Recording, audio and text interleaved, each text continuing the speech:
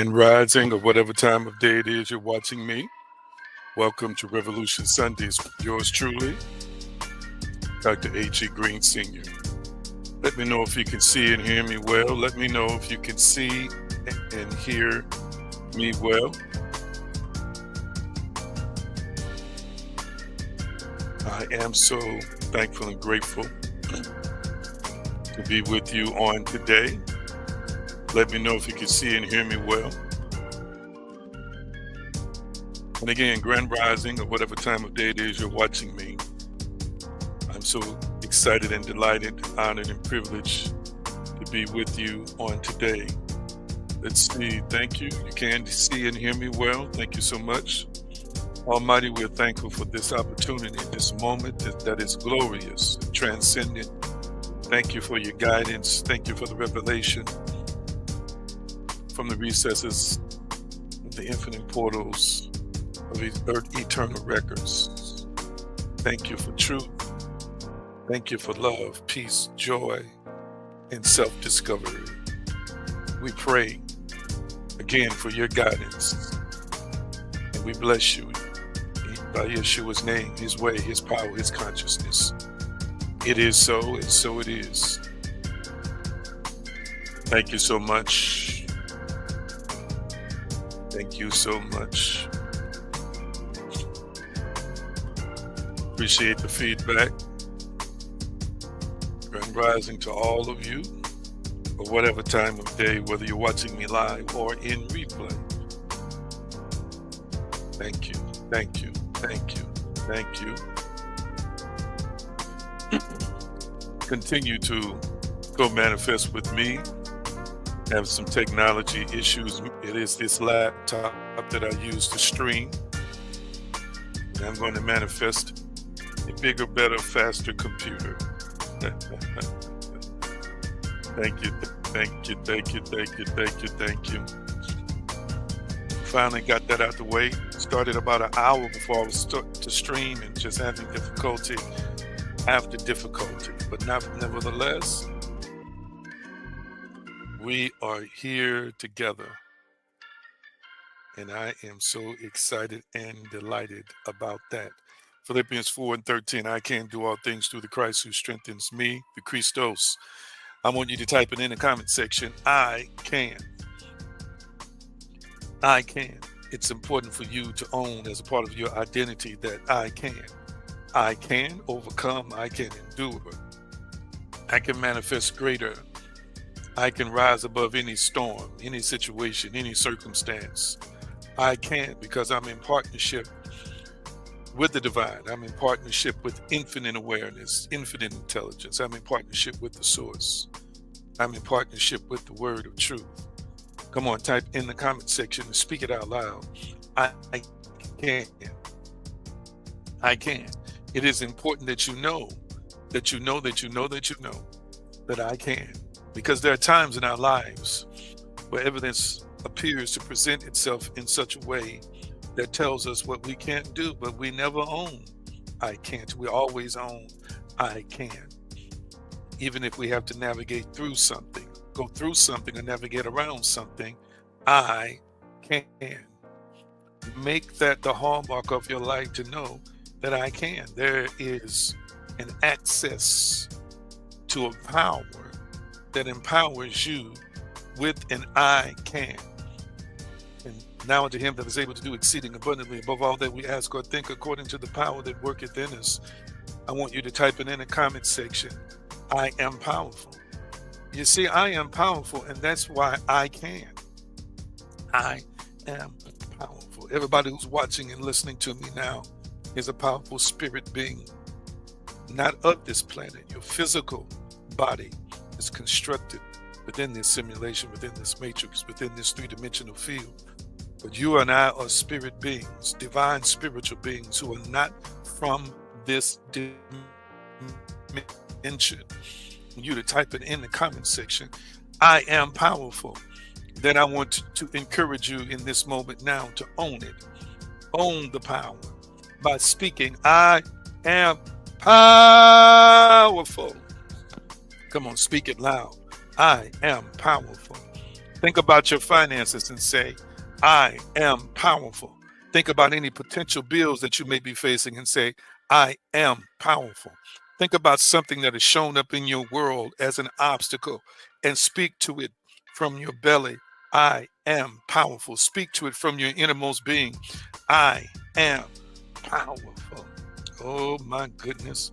Because I am that I am, Paul said, by the grace of God, I know that I am powerful.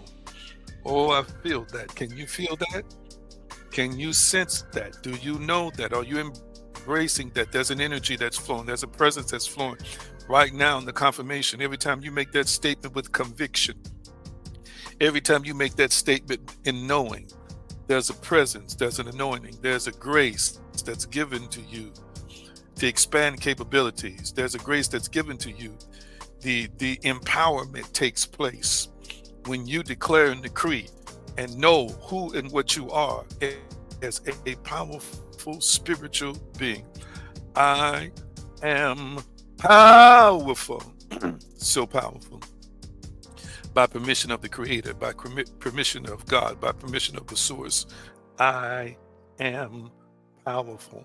And what a wonderful thing it is to know that you know that you know that you know I am powerful. Tag and share, share and tag, tag and share, share and tag, tag and share and tag. Let people know that we're on the air. We're getting ready to go to the announcements in just a minute or so. Now that we've owned the power. But before the announcements, I want you to write in the comment section at least one thing that you are thankful for. At least one thing that you are thankful for. Type it in the comment section. The thing you are thankful for. And I'm typing mine in there right now. I am thankful for in my life. Now you type in the comment section what you are thankful for.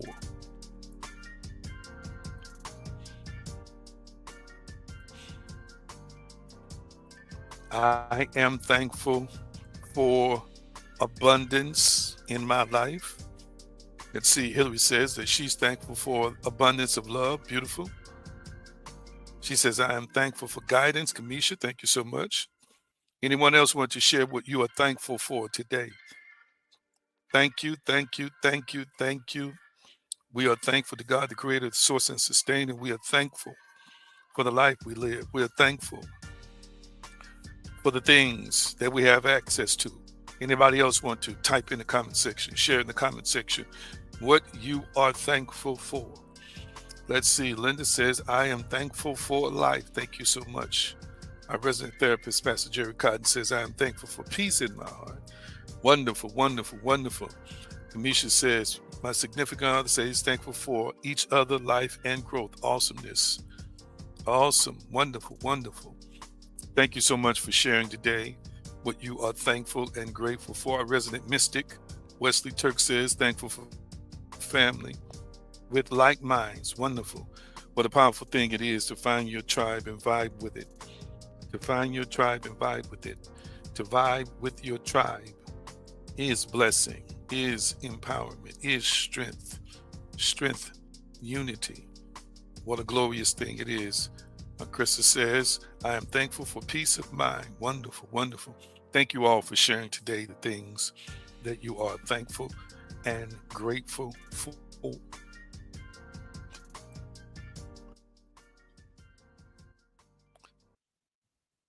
Now we're going to bring Hillary up with the announcements now. Hey, everybody. Thanks so much for tuning in today. We are super excited to have you here and just know you're part of our spiritual community. But started, and before we get to hear this amazing teaching, I do have a couple announcements for you. First things first, we just want to thank you so much for your continued support of Dr. A.G. Green. We thank you for every like, every comment, every share, when you're sharing and tagging your posts, whatever you're doing to spread the word. Thank you, thank you, thank you. But it's time for us to gear it up and let's take it to the next level. Please make sure you are passing these teachings on to the people that you know they fit, or the people that are looking for something more, or for the people that are ready to think outside of the box. Hit share, comment their name so they can reach it on Facebook or YouTube or wherever it is you may find them, and get the word out there. All right. Although we do realize our community isn't for everyone, please, please, please invite those who are tired of religion and are looking for a deeper spiritual experience. Okay. We're looking to vibe with our tribe. Tag, text, share with someone who you know is open-minded and ready to receive and take their thinking on a deeper level. Also, don't forget to check in weekly at theaggreen.com. Visit, subscribe, read our blog, set an appointment for spiritual counseling, and more. And don't forget to also share this site with others. So it's not limited to just the videos or the blog articles, but you can also share this website with others, okay? Wear the message of your conviction. Okay, guys, visit theaggreen.com and purchase your I Am Powerful merchandise and more. If you're anything like me, sometimes we just forget, and that's okay. But I am challenging you, as I'm challenging myself, to head on over to theaggreen.com and purchase a shirt that fits your thinking. Okay?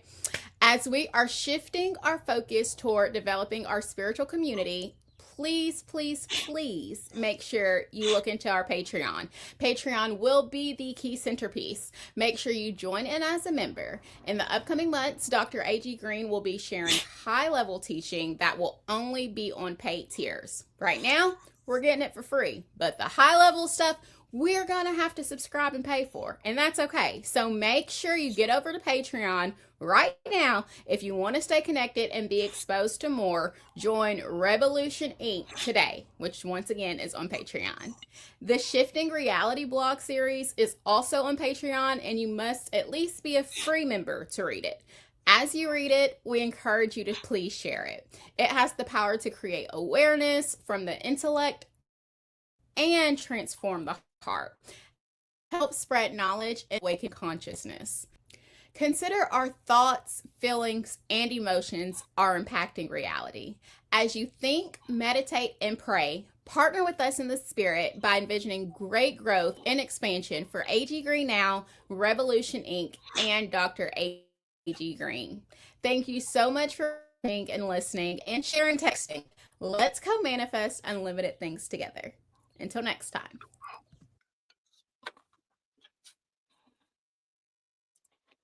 Thank you, Hillary, for doing a fine job as always. And if by chance some of her words were cut out, that's a processing situation, most likely this laptop. But I hope that you understood the announcements that she has shared with us, and we're going to be updating those announcements for you, of course, in a couple of weeks to add new things that we are participating in. All right. I got to ask you a question real quick. What are you eating and sipping? I want to know, what are you eating and sipping this morning? This gives me an opportunity to check in with you real quickly before I get into some teaching and see what you're eating and sipping and how you're doing. So it's kind of sipping on and how you're feeling in this present moment. I feel empowered and blessed, and I am so thankful and grateful for this moment that I have with you. Before I came on, I was sipping on some organic mushroom coffee and sipped some water earlier. So tell me now, what are you eating and sipping, and how are you feeling in the moment? There's no judgment here. This is all subjective. This is all you relaying to us based on what you believe your reality is in this moment. So talk to me real quickly. What are you eating and sipping? Tell me, how are you feeling in the moment? Let's see. Krista says that she's sipping on coffee with French vanilla creamer and feeling great. Wonderful. Anyone else? Wesley Turk says spring water. Sounds like some good stuff. Anyone else? Who else? What you eating and sipping, and how are you feeling in the moment? What are you eating and sipping, and how are you feeling in the moment? Talk to me real quickly, and then we're going to move forward. Let's see. Linda says drinking water and feeling great. We got some water drinkers today. And of course, our resident mystic says he's feeling blessed. Wonderful, wonderful. Anyone else? Anyone else want to share with your tribe today what you're eating and sipping? Let's see. Our resident therapist says drinking coffee and feeling peaceful and relaxed. Thank you so much for sharing that today. Let's see. Brenda's telling us what she's thankful for. Great to be alive. Just logging in. Thank you so much, Brenda. Anyone else want to tell us or share with us what you're eating and sipping and how you are feeling in the moment? Let's see here. Uh, I have decided that what I want for breakfast, yes, she said, I haven't decided yet. I wake up late today, but I'm feeling empowered and loved. Wonderful, wonderful. Brenda says she is drinking water. Thank you so much. Thank you so much. Thank you so much for your comments and sharing with us what you're eating and sipping and how you're feeling. Now, listen, I don't think I've ever done this before. Pamela. I don't think I'm right now. Been doing that lately. I can't tell you how much that's irking me, but I don't want to show it. Let's see here. Can you still hear me and see me? Can you still see me and hear me? Let me know. Can you still see me and hear me? In the module here, I'm not sure what's going on with that. I've kind of complained to StreamYard about it, but I think pretty sure it's the processing speed on the computer. Let me know if you can still see me and hear me well. Let me know if you can still see me and hear me well. I'm waiting on your feedback, and then I'm going to ask you a question. Waiting on your feedback, and I want to ask you a question. Uh, waiting on your feedback, and I want to ask you a question. Real quickly, I see some likes and hearts. I got my phone open on Facebook, and I'm waiting on some feedback. They said, nah, steady. Okay, thank you. Okay. So you all are going to co-manifest with me everything I need to make sure we don't have these issues. Sometimes it's a Facebook thing. That's true, or streaming thing, but I don't think it's either one of those platforms. I think it's the computer I'm using that I need to upgrade. All right. All right. Uh, I I don't do this too often. Yeah, yeah, yeah. It did lag, and it does seem to be lagging for some reason. Um, mm, mm, mm. I don't want to go out and come back in. Let me look at something. Make sure to see if I can change the settings. Okay, you can see and hear. All right, thank you so much. Uh, I want to quickly get your opinion. I've never done this before. I guess it's because it's resonating so deeply with me. Your thoughts on uh, one of our latest young icons to pass on, Malcolm Jamal Warner. We've had many pass in the last few years, iconic figures. Carl Weathers last year, just so many, and they all impacted me deeply. But Malcolm Jamal Warner, who is known for playing Theo on the Cosby Show many years ago on NBC, and went on to become a Grammy Award winning musician and so many other things. Just a genuine, powerful, dynamic spirit and soul who brought much light to this plane of existence. Can you tell me your thoughts about him and the icons that are leaving? Really, then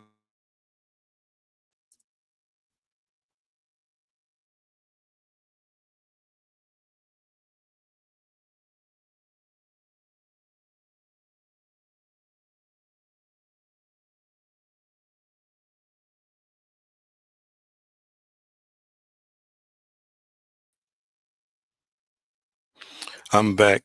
Let me know if you can still see me. I refreshed my page. I'm going to see what happens. Yeah, I disappeared. I should be back now. Let me know if you can still see me and hear me. I should be back now. Let me know if you can still see me and hear me. I'm gonna wait until it balances out. I refreshed the page purposely that time to see what would happen. Okay, I'm back now, but hopefully this will cause it to be steadier than what it was before. If not, I'm going to say what I have to say, and then I'm going to get off here. Okay, testing 1, 2, 3. Thank you so much. Let's see. You can see me now. See me now. See me now. Thank you so much. I was asking you about your thoughts on the latest icon, and to me, Malcolm Jamal Warner is an icon. He played a role on an iconic show that really elevated, in my opinion, it elevated the self-esteem, self-worth, and consciousness of a people and of a nation. It did not just impact people of African descent, but it impacted all because the depiction of the characters, uh, Bill Cosby, Phylicia Rashad. Let's see, I think Bill was a doctor and his wife was a lawyer, I believe, in like an upscale neighborhood in New York City. And we saw a business owner in George Jefferson, but we had never quite seen a family like this on national TV. And so uh, when these people leave, these people I grew up on and these people I know had a direct impact on the masses, it really bothers me. Testing, testing. Come on, what is this?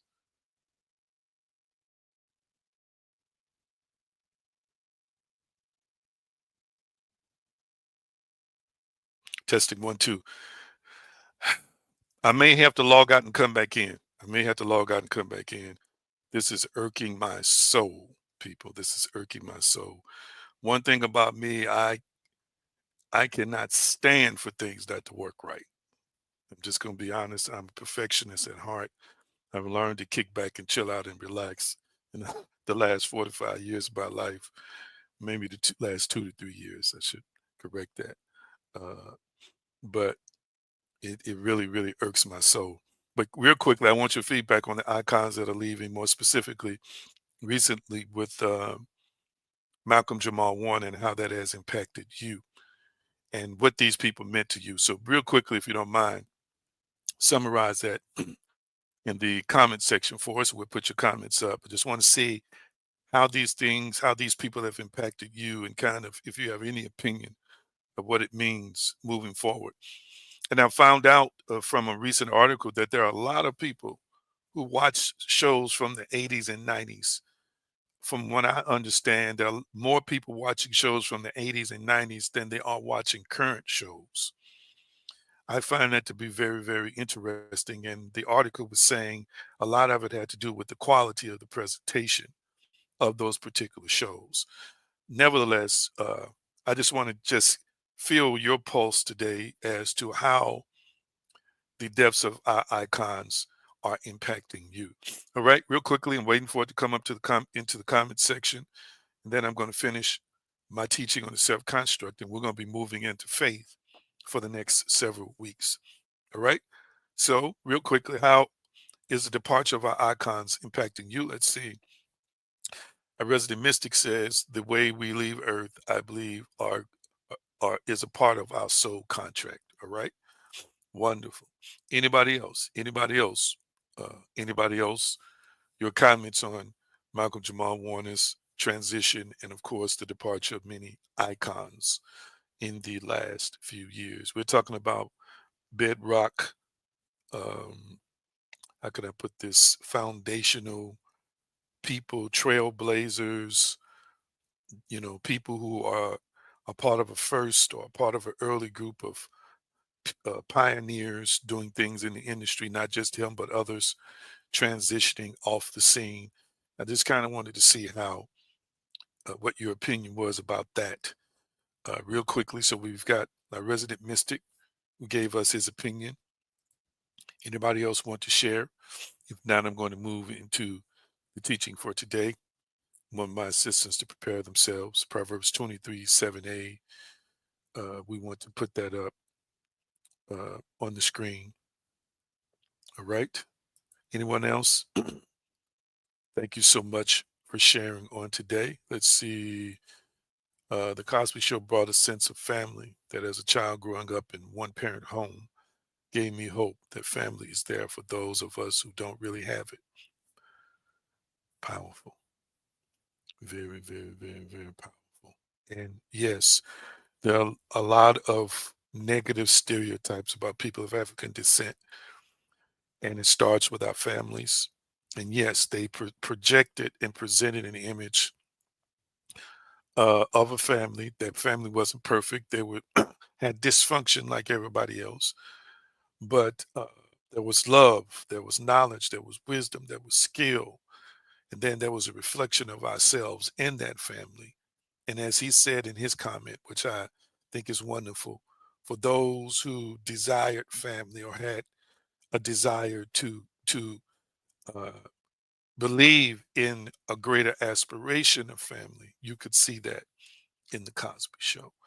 All right, very good, very good. All right, thank you so much for sharing here on today, and we want to keep his family in our thoughts and prayers, as well as a nation of millions who mourn his transition. All right, let's see here. Proverbs 23:7a NIV, or as he thinks within himself, so he is, or for as he puts on a feast, so he is. All right, waiting for that to come up in the King James Version. And again, I just remind you this teaching is to help you to understand and realize and recognize who and what you are in the grand scheme of reality, and help you to recognize that reality is not being created from anywhere else but within you. And hear me. This is what I want you to hear, and this is what I want you to know, and this is what I want you to understand. We talked about reality tunnels, we talked about cognitive bias, we talked about confirmation bias, and a litany of other psychological, spiritual, and metaphysical uh, theories, truths, and teachings. I want you to have an understanding that right now, again, as you're watching me, there's nobody else creating this moment but you. Nobody else creating this moment right now but you. If you continue to defer reality creation to other people, places, and things, you are giving away your power. For as he thinketh in his heart, so is he. All right, that's King James. You right now, as an observer of thoughts, are the thoughts that you have decided to own. That you are the you are reality creating reality.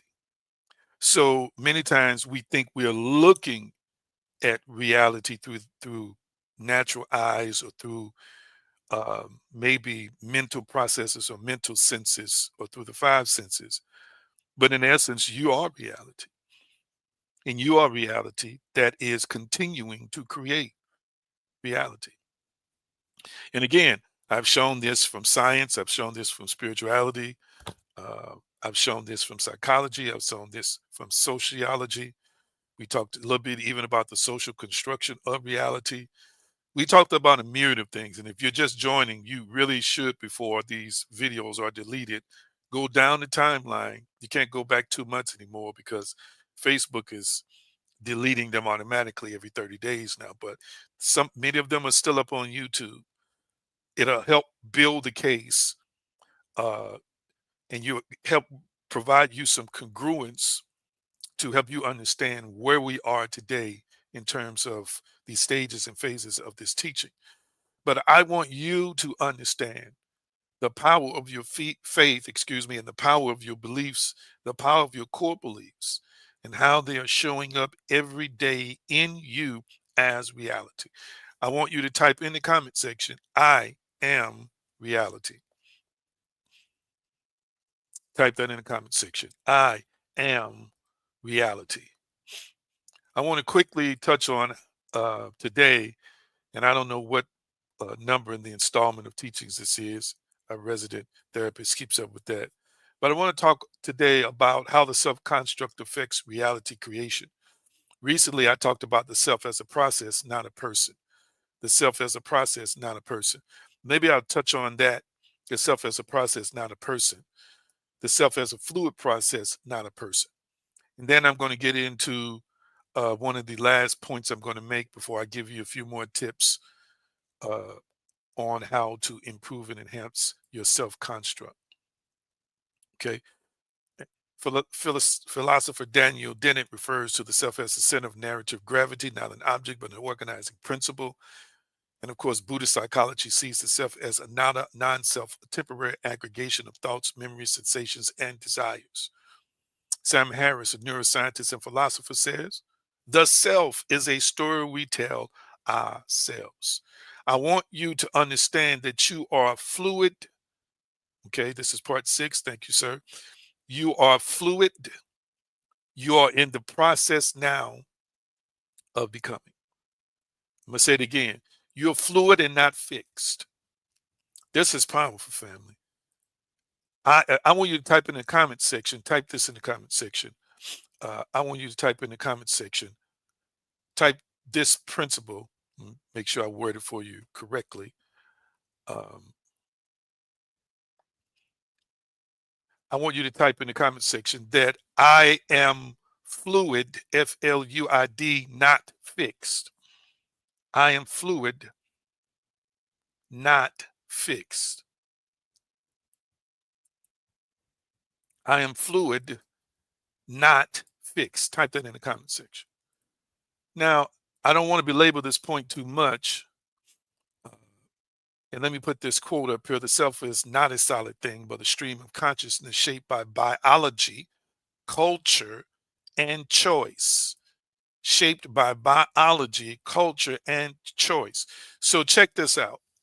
Again, the biblical text says, though the outward man perish, the inner man is renewed day by day. The inner man is the spiritual and the mental. Now, I personally believe that the spiritual exists in a state of perfection. And I believe that the spiritual is what controls the mental, the biological functions. The spiritual or the spiritual mind controls the brain that also has a mind itself that causes us to interface with this three-dimensional reality. What I want you to realize is you must learn to embrace that you are fluidic. If not, you can get stuck or you will get stuck. You are also inaccurately define self if you don't understand that at any particular moment, you have the power to move. You have the power to change. You have the power to transform. When we lose hope, let me tell you about part of what suicide is about. Yes, it is about losing hope, but it is also about feeling as if you're fixed and stagnant. If we think we are stagnant or fixed, and in that moment, hopelessness is developed because we feel like there is no change for us. There is no better for us. There's no improvement for us. There's no light at the end of the tunnel for us. There is no greater for us. And there are many situations we find ourselves in, I should say, excuse me, that because we think that we are fixed in the moment as if it cannot change or it's unchangeable or it's impossible for it to change, we park there and give up and give in to the present complicated moment or challenge, or we give up and give in, hear me, to memorized conditions, memorize aspects of a life that no longer exists, which we call the past. We will park there and we will give up. So when people point their finger at you and tell you what they think you are in the moment, and you receive that, especially if it's negative, if you receive that, I want you to understand you are now producing a counteraction that causes you to believe that I am that person and have always been that person and most likely cannot change being this person. Let me give you some examples. If you did something that was awful, I'm going to ask you the question.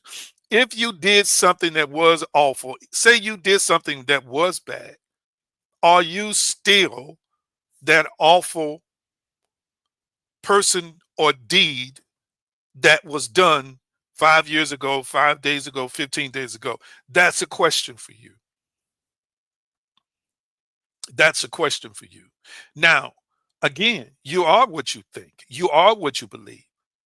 But as far as truth is concerned, that moment has passed. It no longer can be traced in the three-dimensional physical world. It no longer exists in space and time. It only exists in the mental realm, in the mental dimension, which is a reality of its own within you. You're the only one conjuring up or continuing to reconjure that person that you were in that moment when you did this, that, or the other that was hideous or regrettable, or a mistake for you. The only way it can live now is if you believe it is now. Are you still there in that same place? Are you still doing the same thing you did to that person, place, or thing, or however it is you mishandled that situation? I would most likely say no. You know why? Because you are fluid. You have traveled in consciousness. You have also gained more maturity. You've gained more knowledge. You've gained more wisdom. Don't get me wrong. We do have an issue in repeating patterns or creating patterns, family, that causes us to live in these loops. That causes us to live in these loops. We are doing that. And I'm saying to you, let me say this to you as well. People can know who and what you are, the truth about your greatness, even the truth about your challenges. But I want you to understand it is imperative that you recognize that even if you did something or became something in the moment, uh, 5 years ago, 10 years ago, the only way you can be fixed in that moment is if you continue through a memorized experience to reconjure up or reconjure your actions in the moment and people's observations or opinions of you in the moment. You know why? Because again, that moment does not exist in the space-time continuum right now. It only exists in you. I feel that while I'm talking. This is for somebody. This is for somebody because I sure was tired before I started this. I feel some energy and some strength in the presence. Who is the spirit talking to today? You are fluid. You are not the same person who committed those actions unless you believe the same things and decide that I want to continue to ruminate in the errors of that version of me in that moment. Otherwise, you have moved forward in the stream of consciousness. I want you to hear what I'm saying today. I want you to recognize what I'm saying today. So the self is not a solid thing, but a stream of consciousness shaped by biology, culture, and choice. I really want you to hear me today. This is why we cannot allow people to hold us hostage to a moment. We cannot allow people to hold us hostage to mistakes, the mistakes we made. We cannot allow people to hold us hostage to misdeeds, to hold us hostage to things that we even regret today. If we allow them to hold us hostage in those moments, they're trying to continue to define you as the same person you were when you did what you did. And in many cases, a remorseful person who is open to growth and change is going to grow and change. It doesn't mean there won't be any repercussions from those errors, But I want you to know you're not that same person. Again, the self is a story we tell ourselves and believe. End quote Sam Harris, a neuroscientist and philosopher. What stories are you telling yourself? What stories are you telling yourself? You are not the fixed thing you think you are. You are a flowing field of awareness, capable of stepping beyond old narratives into new realities.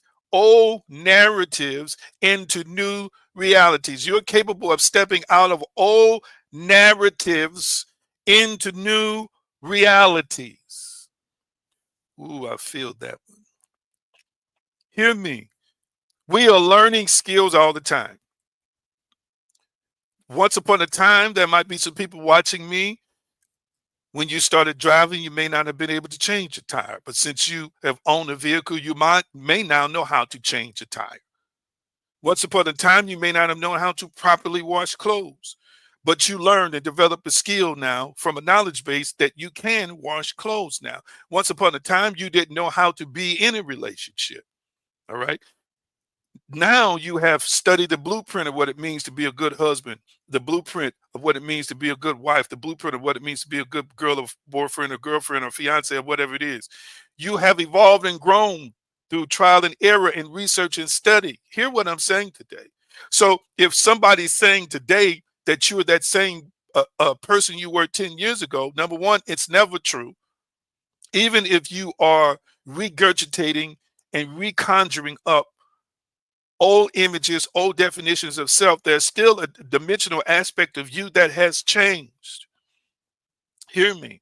But when people become hopeless, they find themselves in a situation where they honestly feel like there is no alternative course for change. There is no ability for things to get better. There is no capability. There is no option for better. And as a result of that, they believe that they are fixed. Watch this. There are some people watching me right now who may have some financial challenges. You may have some career challenges. You may have some opportunity challenges. Hear me. You are only trapped if you believe you're trapped.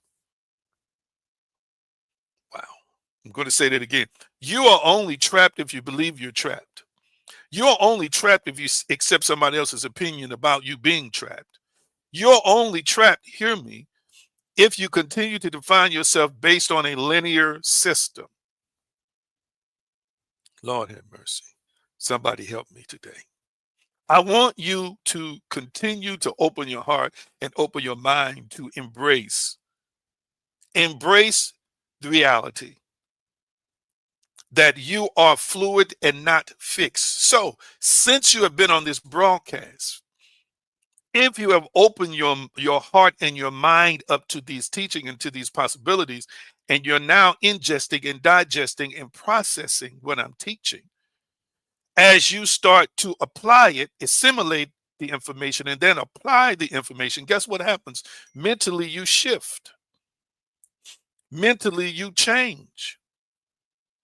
You're no longer the person you were 5 minutes ago. You're no longer the person you were 30 minutes ago.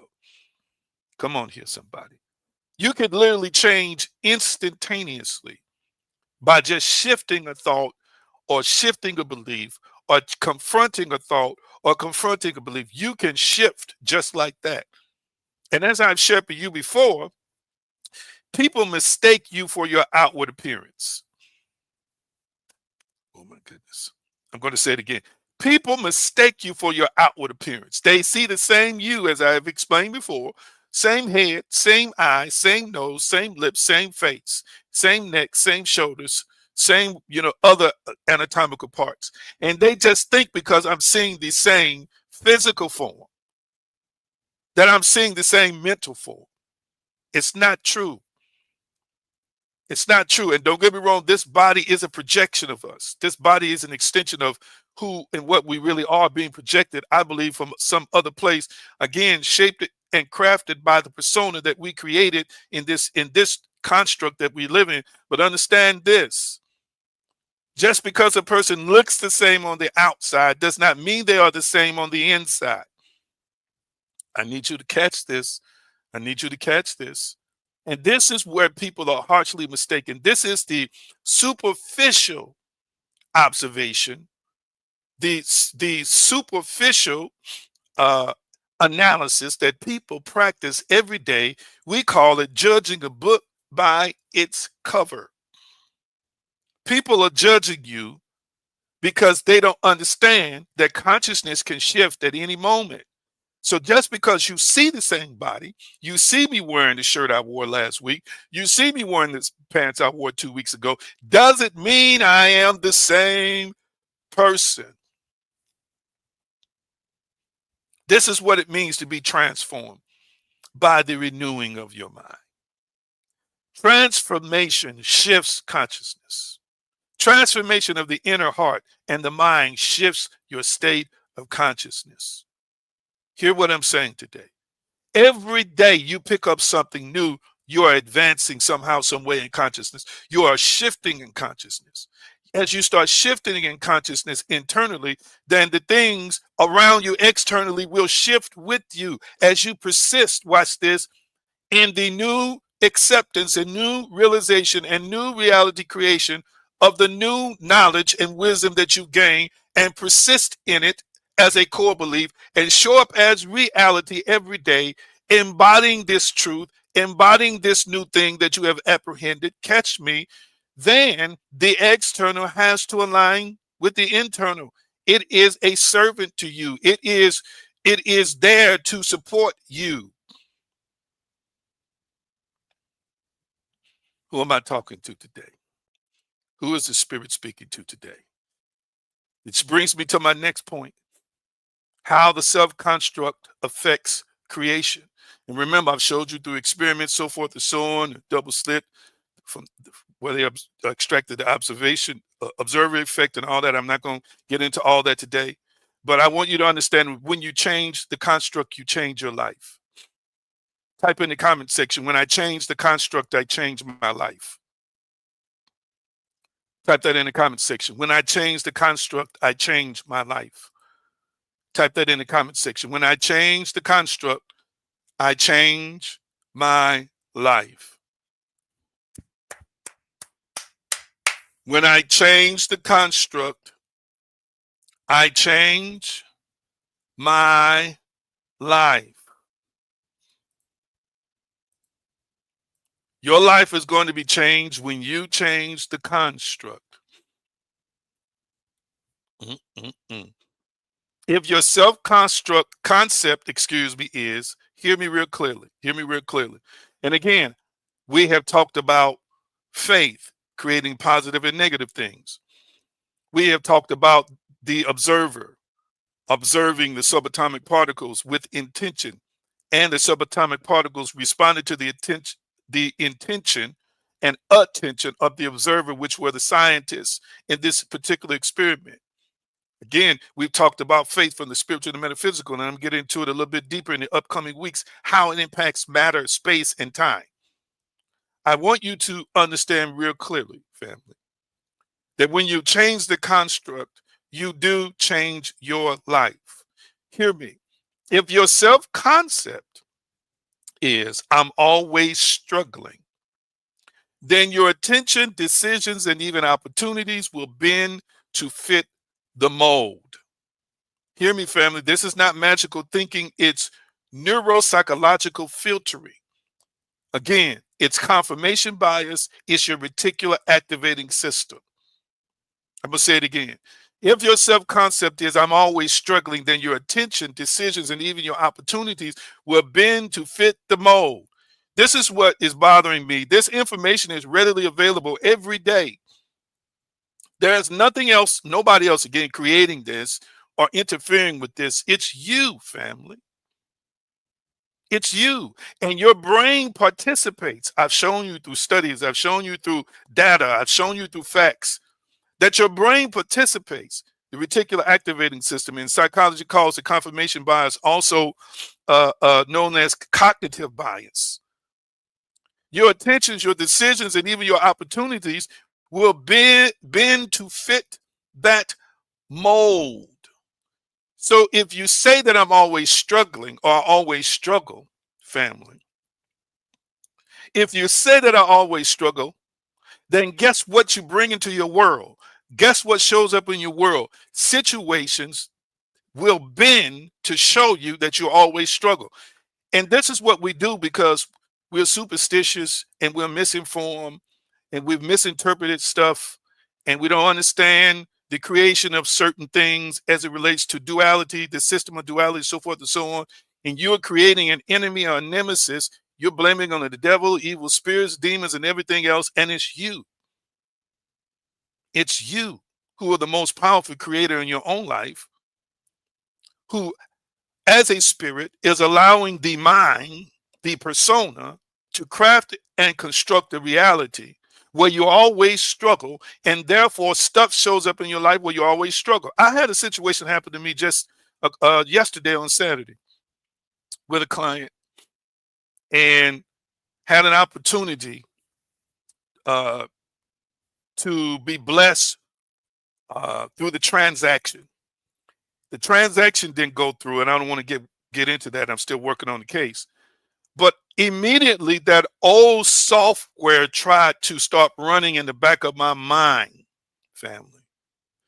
That old core belief that I've been slowly strangling and suffocating, strangling the life out of it, that just wants to try and say, it seems like everything is difficult for you. It seems like when you get to the point where something gets ready to happen, it just doesn't happen for you. Those thoughts start trying to creep up in my mind, and I shut it down. Or it's trying to say, it must be an opposing force that's trying to stop you. It's like something is always trying to block you. Yes, that's something, family, that's trying to block me is a subconscious mind that I program. It is a deeper, more powerful part of my being that I continue to feed with junk and mess in terms of resistance and doubt and unbelief over the course of decades. That has to be deprogrammed, has to be gutted, and then reprogrammed. Hear what I'm saying? Reprogram to produce a faith-filled, thankful reality where things always work in my favor. Catch what I'm saying today. Is it possible? Just hear what I'm saying. Is it possible that you've created your own nemesis? I'm going to say it again. Is it possible that you've created your own nemesis? Is it possible that you've created your own personal devil? Is it possible that you've created your own adversary? Because watch this, you believe you're always supposed to be opposed. You believe something is always supposed to try and kill you. You believe that something is always supposed to try and destroy you. Do you think that it is actually a coincidence that the very stuff you believe is the very stuff that's happening to you?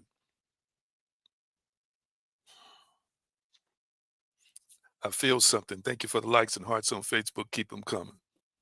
Is it possible that your divinity, your inner power that you have, whether you acknowledge it or not, you manifested the water you drank this morning, you manifested the refrigerator that's in your house, you manifested most likely the place you're staying and the car you're driving, you're manifesting the good and bad in your relationships? Hear what I'm saying? The same you that may have attributed these things to other people is really the you that's creating it. Is it possible, family, that you are in the situation you're in because you thought that you were supposed to be in that situation? And even when your conscious mind was saying, oh, yes, this is great, this is going to change, you have programmed the powerful subconscious and unconscious part of you, which I believe is still a part of the spiritual dimension, to produce for you negative instead of positive, to produce for you upside down instead of right side up, to produce for you struggles and trials and tribulations instead of peace, tranquility, and ease. Is it possible that you've been struggling so long that you developed a core belief that this is just how life is? I'm just living life. Everybody going through something and everybody got struggles, and that's just the way it is. Is it possible that this is what you believe, and because you believe this, you are creating the characters, you are creating the antagonists, you wrote the script, and you are also manifesting the characters in your life who are flawlessly executing the script that you wrote. It's impossible.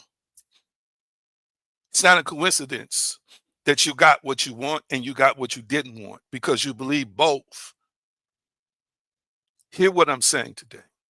I want you to understand that your identity script filters how you interpret the world. I'm going to say it again. Your identity script filters how you interpret the world. If you believe I am a victim, you'll interpret events as hostile. We'll say it again. If you believe I am a victim, you will interpret events hostile. I feel like running here. I hope this is liberating somebody right now. Hear me. The reason I don't invest in fear, the reason I don't consume too much of the news is because I don't want it contaminating and poisoning my psychological construct. I don't want to allow it to have the potential to shape me, mal-shape me, or maladapt me into a fearful, anxious, intimidated creature who's always walking on eggshells, and in any time a plane could drop on me, somebody could come out the woods and try and rob me, or somebody or in some situation or circumstance is planted there to try and destroy my forward progress. I don't invest in that crap, because I will manifest it. Is it possible that you got mugged because you had a fear of being mugged? Is it possible you manifested the mugger? Is it possible you manifested the coincidence, situation, and circumstances that you found yourself in? And after it happened, that's one reason why many people say, I had a feeling this was going to happen. I saw this happening before it happened. I just had a thought. Yeah, that was your spirit trying to tell you you created this. Don't fall, don't execute your own plan. It's your spirit self saying, listen, you created this thing, this monstrosity. But you don't have to play your role in the drama. Recreate it. That's what it is. It's trying to tell you, yeah, you made this. You created this. This is of your doing. I want you to type it in the comment section. I just got to gently remind you. I want you to type it in the comment section. I am powerful. Type it in the comment section.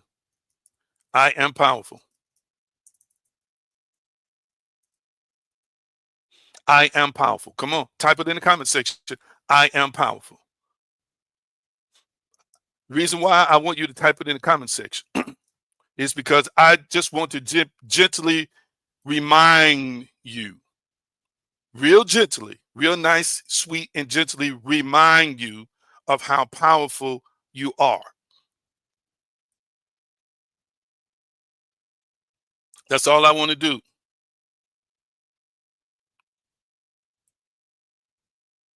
That's all I want to do. I just want to gently remind you how powerful you are. I'm going to put a quote up for you. I put it up before in the comment section. Let's see if I can get it to fit.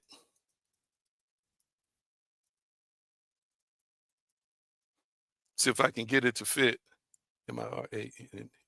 I got it. Here it goes.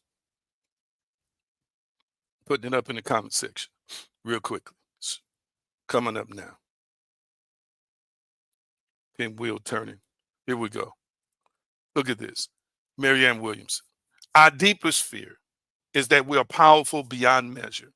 It is our light, not our darkness, that most frightens us. We ask ourselves, who am I to be brilliant, gorgeous, talented, and fabulous? End quote. Do you realize that this woman encapsulated a pattern of thinking that exists within billions of souls on this planet right now?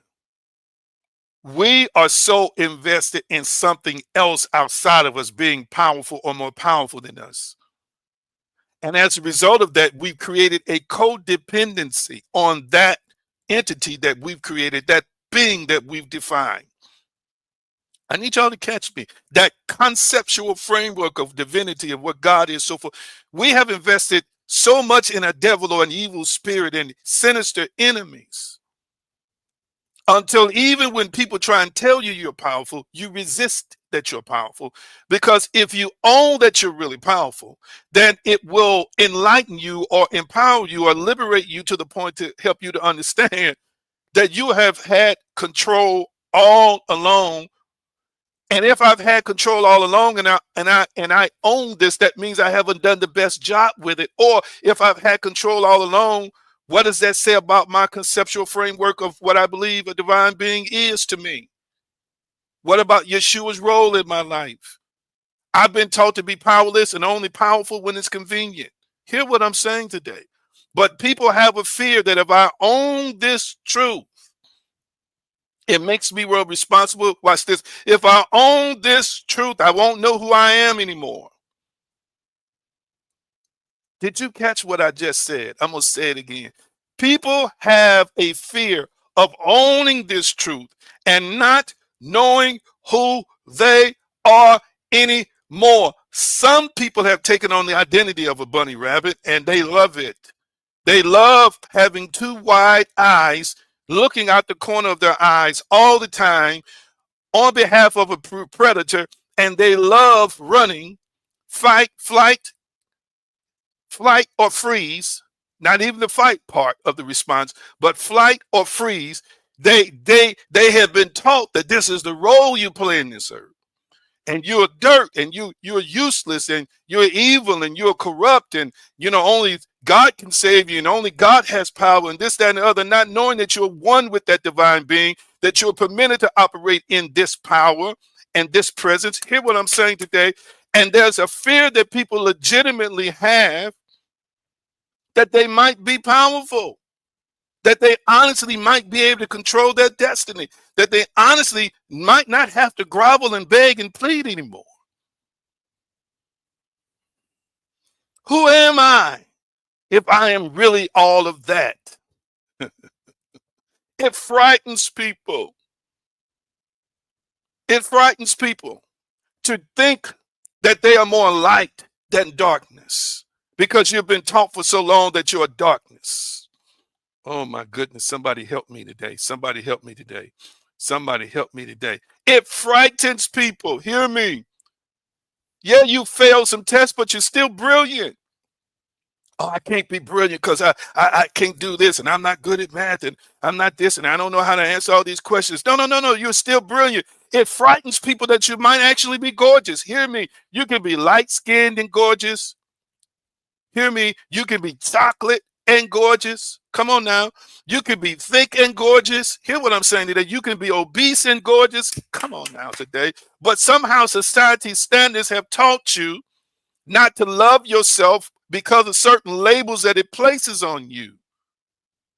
And so people have a challenging time embracing, watch this, the parts of themselves that they defined as flaws and continuing to say, I'm going to improve that area, but I'm going to love me in the process. They have a fear of still believing, if they don't look the way they think they should look, that they are not gorgeous. People avoid being talented. Folks dumb down their talent sometimes for people. Sometimes folks dumb down their intelligence for other people. People are afraid of being fabulous because they believe that they're not meant to be fabulous. That is somebody else's role. That is not who and what I really am. My goodness, I feel like running right now. Hear what I'm saying today. But what if you believe that I am powerful and loved and will attract and perceive life differently? Family, what if you believed that you were great? What if you believed you were powerful? What if you revise your self-construct to I am a creator of value, worthy of success? What if you start saying that to yourself? What if you start talking to yourself about your own worthiness? Again, the great Neville Goddard says, change your conception of yourself and you will automatically change the world you live in. Am I making any sense to anybody? Let me look at my time. I know I got on here a little late. I'm going to put that quote up. I want some of you all to write this quote down. I'm getting ready to put it in the comment section now. I really, really, really want you to embrace this. Yes, I really, really want you to embrace this. The power of being fluid. Yes, the power of being fluid is that if you're having some of the thoughts that you're having right now, you can change it. You can change it. You're not stuck and fixed unless you decide you want to be stuck and fixed, because you are meant to evolve. You're meant to transform. You are meant to you are meant to ascend natively. You have the power to evolve, transform, and ascend congenitively and inherently. You have the ability, the power, the wherewithal to evolve, transform, and ascend. Change your conception of yourself, and you automatically change the world in which you live in. What if you walked in work into your job or into the grocery store and believed that you were a magnet and people admired you, instead of believing that people stare at you and they're talking about you behind your back? When you change the conception of yourself, you will automatically change the world that you live in. Come on now, help me, help me, help me, help me, help me. I want you to catch this. You can change the world you live in. Hear what I'm saying today. And I'm going to give you some steps here real quickly. Let me give you some steps here the last few minutes. I've already started some of these. I think I got like 10 of these total. I might repeat them, but I'm going to start real quickly by giving you some pointers. Yeah, you're meant to evolve. See, the problem is when people want you to be stuck. That's the problem. Some of the stuff y'all know you've been taught, it don't even make no sense to you. Well, I'm just supposed to trust. No.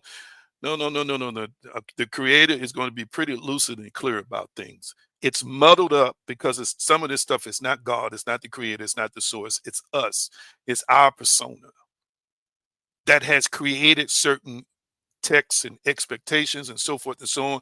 We just don't know it yet. Most people just don't know it yet. They just know along the way some stuff worked and some stuff didn't. They just know some along the way, I don't have a full understanding, and nobody over here can give me a full understanding. It's because their understanding is convoluted. And that's why they're living convoluted lives and manifesting convoluted results as well. Hear what I'm saying today. I'll give you a few pointers.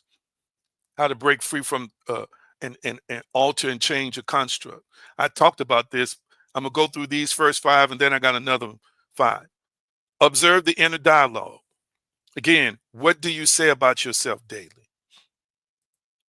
Hear me. What do you say about yourself daily? One reason I like affirmations is because affirmations give us intention of what we will say about ourselves every day.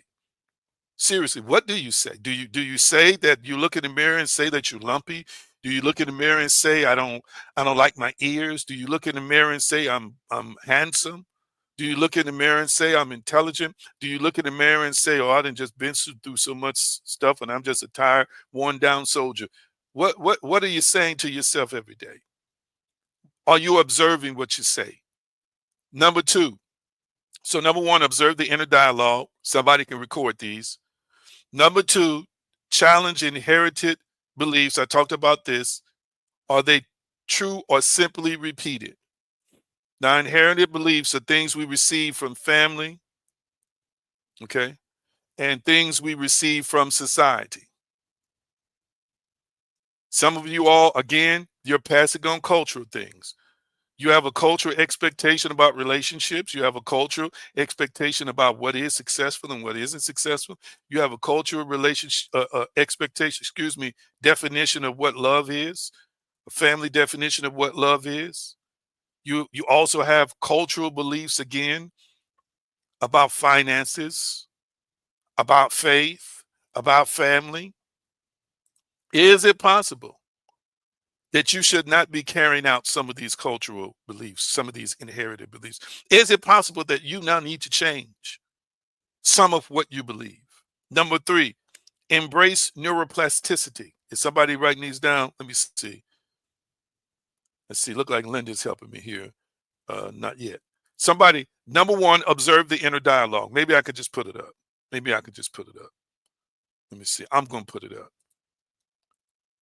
Let me go on and put it up. This is number one. Observe the inner dialogue. That means pay attention to what you're saying about yourself. Right now, family, while you're listening to me, you're saying something. The narrator is saying something in your head. That's you. Okay, thank you so much, Hillary. So this is number one, observe the inner dialogue. Number two, challenge inherited beliefs. Do you realize that many of our beliefs about beauty and what's handsome we get from our family? For example, if you come from a family that believe that, you know, darker skinned people are inferior, or they tell you, don't you go bring nobody dark in this house. You need to, you know, you don't make beautiful babies like that. Get somebody light skinned. Listen, this happens in the African American family. There is like a caste system that comes that goes back to slavery. That's an inherited belief that you need to dismiss. Hear what I'm saying today. If gender roles and what you can and cannot be, who you can and cannot be, many times it starts in families. It starts as a part of the culture of a family or the culture of a society. Okay. Number two is challenge inherited beliefs. Challenge inherited beliefs. Don't think just because somebody told you something, you got to live by that. Research it for yourself. The next thing is embrace neuroplasticity. Embrace neuroplasticity. The brain can change. New habits wire new identities. New habits wire new identities. I've told you and showed you that before. We talked about neural pathways. We talked about all those things in the past. I don't want to take up too much time getting into that. Okay. Let me put it up real quick. Embrace neuroplasticity. I want you to understand and recognize that your brain can change. Your brain can change. What you're thinking can change. The next thing I want to put up for you. The next thing I want to put up for you is this. Use I am wisely. Use I am wisely. Let me put that up. I think that's number 4. Use I am wisely. Y'all still there? Let me see some likes and hearts on Facebook. Talk back to me. Use I am wisely. For example, I am brilliant. You embody what I am. But if I am not intelligent, you embody not being intelligent. You'll take on the state of consciousness of what you define on the other side of I am, or how you use I am. Remember, family, the great I am is the great creator, but the great I am is also one with you. Hear me. And the great I am is going to take cues from you. Hear me. Neutrally involved. Whatever you believe, unless you change it, is going to manifest. Unless you heed the word of the great I am, you're going to continue to bring things into existence you don't want. Stop saying I am the things you do not want to be. Stop saying I am the things that are not solutions. Stop saying I am something that is not a part of your desire, your aspirations, your dreams. Hear what I'm saying today. Stop saying I am broke if you want to have extra money. Stop saying that I am always missing out on opportunities if you want more opportunities. You become what you declare I am. Oh my goodness. I feel like running. I feel like running right now. I hope I'm making sense to somebody. I believe that was number 4. Let me get to the next one. I'm giving you some pointers here. Practice presence. Practice presence. I believe this is number 5. Practice presence. What do I mean by practice presence? Be in the now. Be in the now. Be here now. One of the worst things we can do, family, is try and look ahead when you're in a situation. Number one, address one situation at a time. So say, let me get this right. Say, what's a good illustration? Say that your car needs to be fixed, but yet your car note needs to be paid, and then you need to get your car registered. Say those three things. Okay. Don't project from the future, or don't look ahead of in a version of reality where you can't make the payment, your car gets repossessed, and you never get your car registered. No, family. No, we don't want to do that. Practice the presence of now. I'm in this moment. Watch this. And in this moment of now, I'm not seeing a negative future. I am declaring and decreeing right now that number one, it's all done.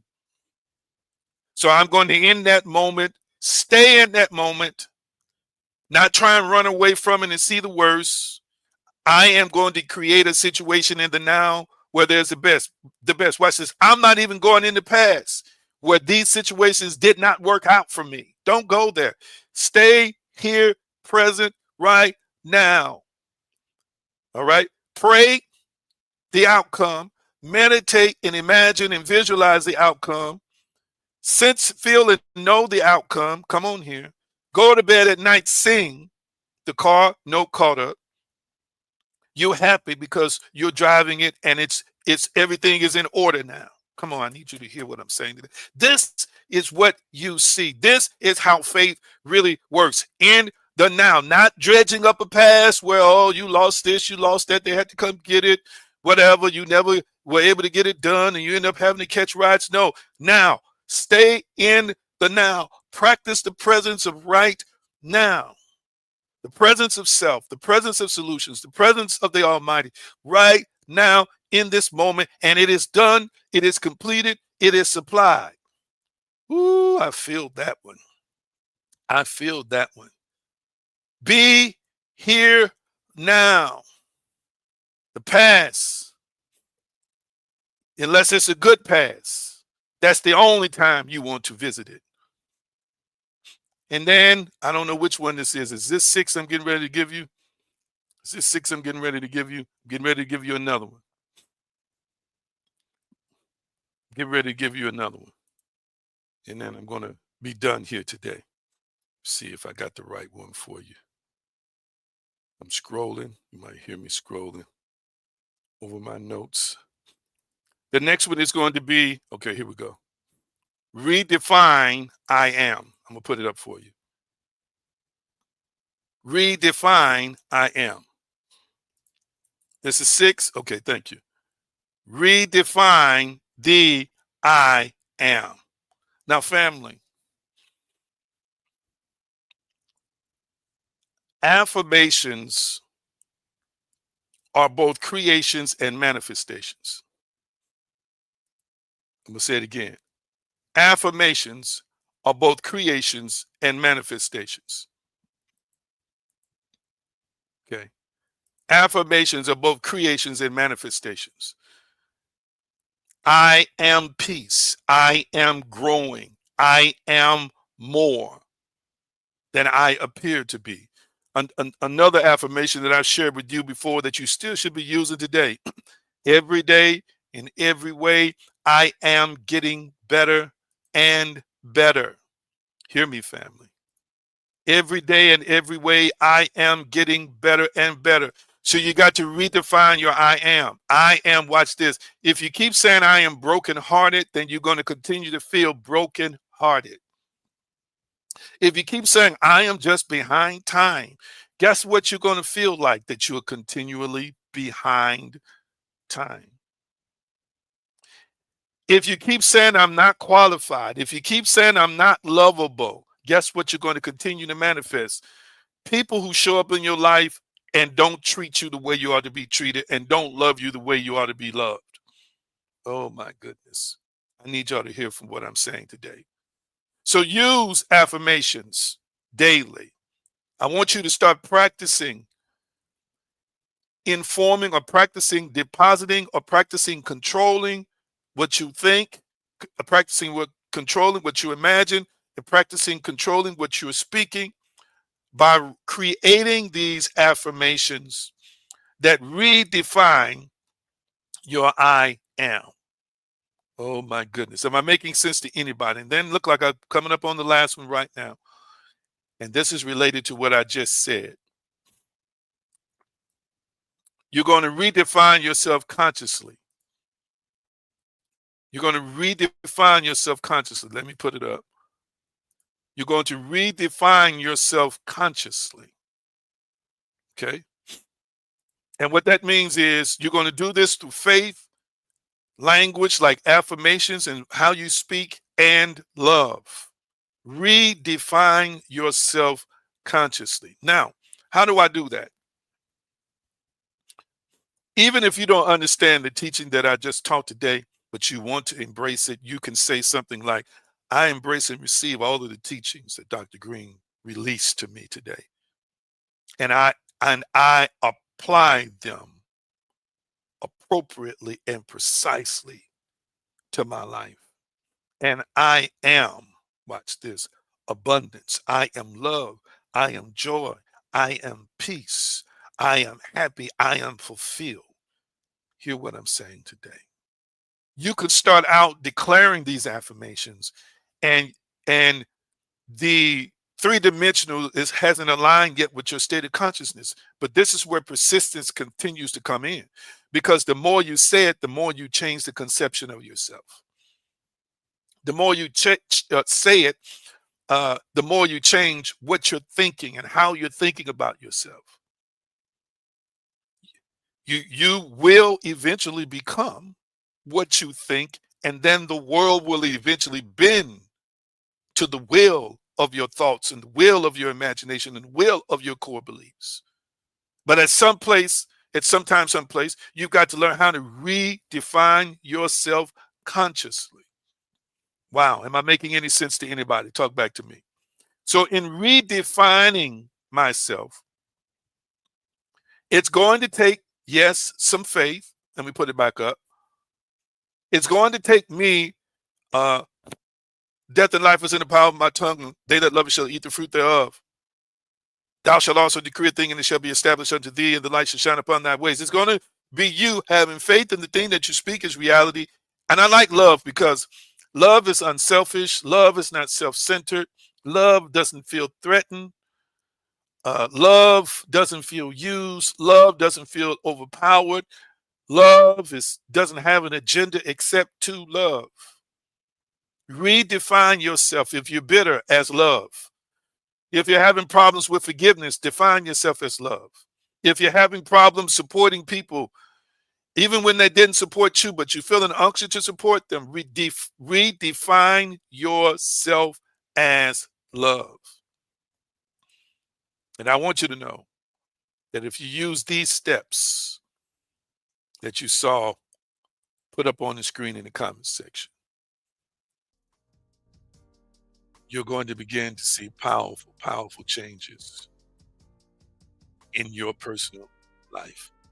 It's time to give, whether you want to tithe or just sow an offering. We use it wisely to continue to advance the cause of this program.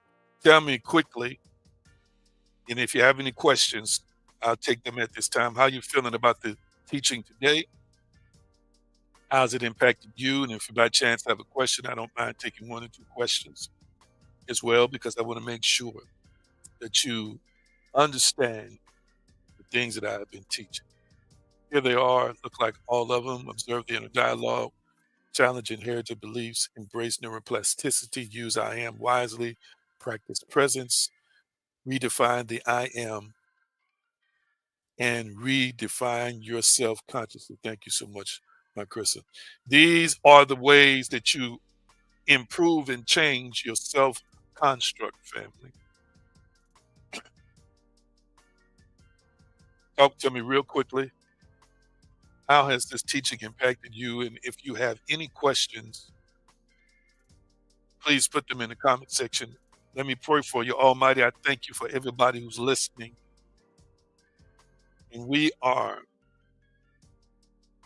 agreeing to change our self-construct. We are agreeing to be empowered, to empower ourselves to do the exceeding abundantly above all that has been asked or thought.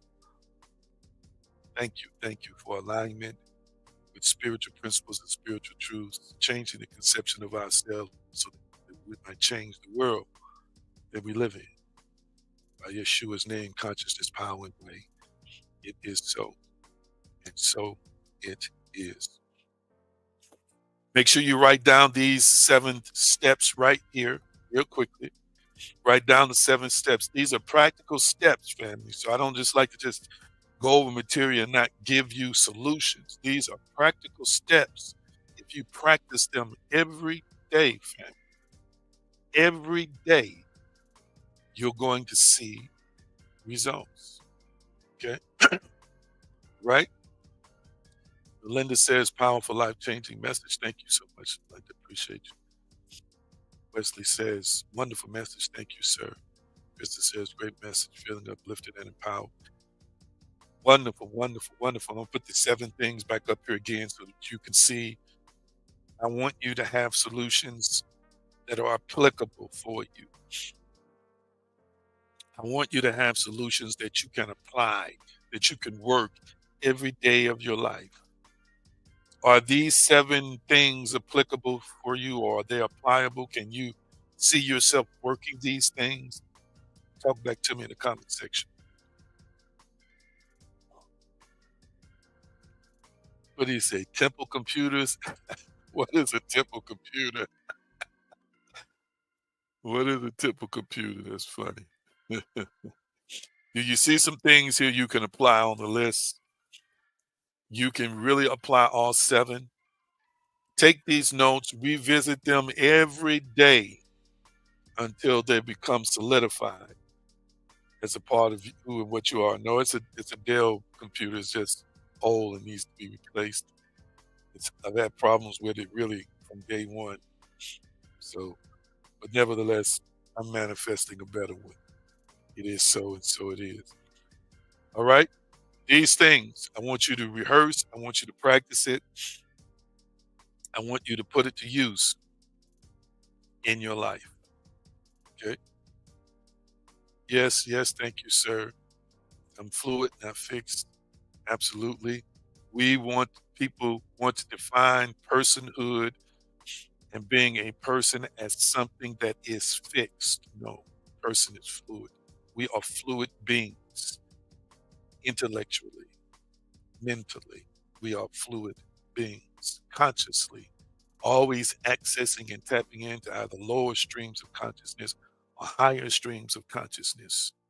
That is what we are doing consistently. Thank you so much for that. All right, family. I'm going to release you with the Shalom blessing. $ AG Green or $ AG Green Enterprises for those who are going to give. I am most certainly thankful and grateful for you. Don't forget to join us on Patreon. Put the giving opportunities at the bottom, and I'm going to shift to one screen. Thank you for your feedback. Thank you for your love. Thank you for your support. And I release you with the Shalom blessing. Shalom, shalom, peace, wholeness, and prosperity. Nothing missing and nothing broken.